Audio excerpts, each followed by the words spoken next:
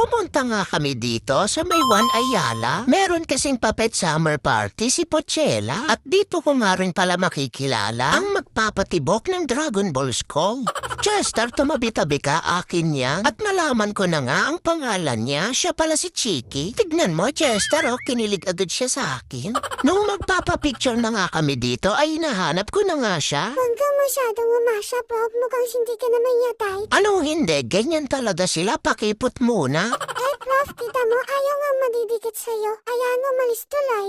Prof, parang sa akin naman siya bagay. Chester, dumiskarte ka na agad. Huwag kang papatalo kay Prof. Kita mo, nagpapalakas na siya sa papa ni Chiki.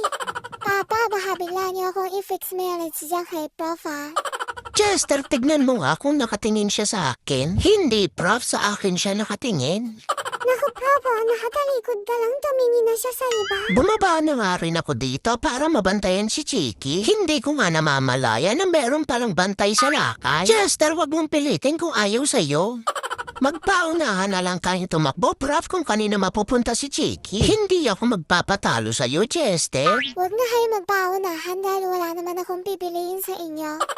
Hindi pa tapos ang laban, Chester, babawi ako.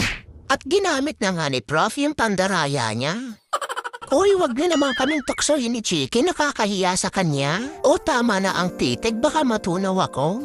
Alam mo, Chiki, kung gusto mo, gagawin kitang muse sa klasiko. At syempre, ako ang iyong magiging escort. At pumasok na naman nga sa eksena ang bantay sa lakay. Chester, wag bang panlakihan ng mata, natatakot sa iyo eh.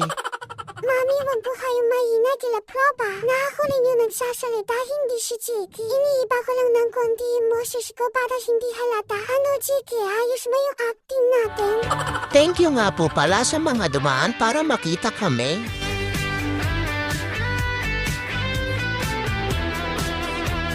Binigyan nga rin namin sila ng aming keychain para kahit papano ay may souvenir kami sa kanila. At eto naman yung mga nakita namin sa event. At bago nga kami umuwi ay nagpaalam na ako kay Chiki. Ingat kapag uwi ah. Kaya kong ingatan ng sarili ko. Bakit parang naging boses ni Pilar? Nako, Pilar, ikaw pala yung nagsasalita ah, hindi si Chiki. Lagot ka kay Prof kapag nalaman niya. Nagyaw-yaw nga din kami bago umuwi. Ganyan talaga, Prof. Kapag walang pag-asa, idaan na lang sa kain. Umalis ka nga dyan, Pilar. Hindi pa naman ako binabasted ni Chiki. Prof, may sasabihin ako sa'yo mamaya pagkatapos natin kumain.